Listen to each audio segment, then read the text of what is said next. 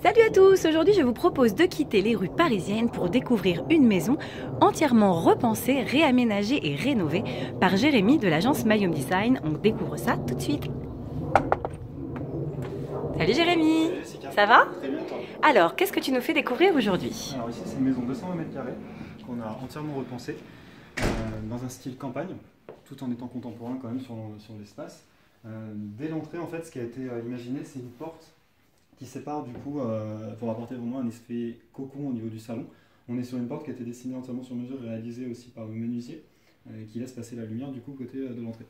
D'accord, donc là on est dans un séjour en L où on découvre un coin salon, un coin salle à manger, télé et également un magnifique coin cheminée. C'est ça, voilà, le but de la cheminée à l'époque c'était une vieille cheminée en pierre donc qui était assez imposante, qui ne laissait pas non plus passer la lumière tout autour. Là on est vraiment parti sur une cheminée qui est suspendue, où du coup quand on est dans le salon, on est dans la salle à manger, on profite vraiment de cet espace là et on a vraiment l'esprit boudoir avec les deux petits fauteuils qui sont à côté qui permettent vraiment de savourer le côté feu de cheminée. D'accord, donc on peut savourer le feu de cheminée, comme tu dis, soit à deux, soit à plusieurs, parce qu'on a quand même un canapé plutôt accueillant. Complètement. Donc là, le coin télé, le coin salle à manger. C'est ça. Et alors, c'est quoi derrière les portes là? Parce que ça m'intrigue, ça ressemble à celle qu'il y a dans l'entrée. Alors voilà, la ligne conductrice ça reste le même style des portes qui sont dans l'entrée et ici on est sur un fumoir. Donc quelque chose qui est assez atypique, on trouve beaucoup ça en Angleterre, très peu en France. Mais le client étant vraiment fan de tout ce qui est whisky, cigares, tout ça, on est vraiment parti sur cet esprit très masculin dans la pièce. Montre-nous, montre-nous. Ah ouais, c'est magnifique. Alors ça, je suppose que c'est un meuble sur mesure. Complètement, c'est une bibliothèque qui a été dessinée aussi. Le but c'était d'avoir le coin bar ici, les livres qui sont vraiment mélangés au-dessus, et dans cette partie-là, on a un bureau qui permet de tout cacher. Ah oui, c'est sympa ça. Tout léger. Les portes se rentrent aussi pour une optimisation vraiment totale.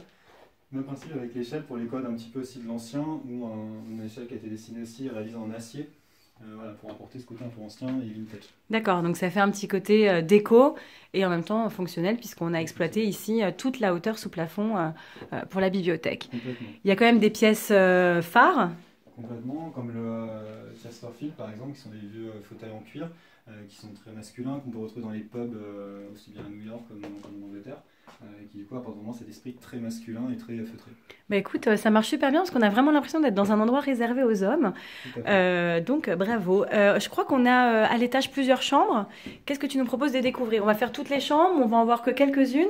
Alors on va passer devant une et surtout on découvre une autre. La première ça va être une chambre dans un style hôtel, vraiment pareil très masculine, c'était pour la chambre de l'adolescent, donc c'était vraiment l'école qui était respectée. Et la deuxième c'est entre guillemets mon coup de cœur, on est sur une chambre totalement néo-ethnique. D'accord.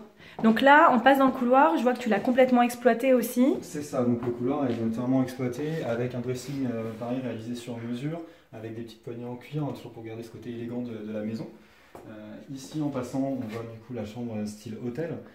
Pareil, c'est ces choses très graphiques, avec le pied de poule, avec les liserés noirs. Enfin, voilà, Ça marche super bien. Hein.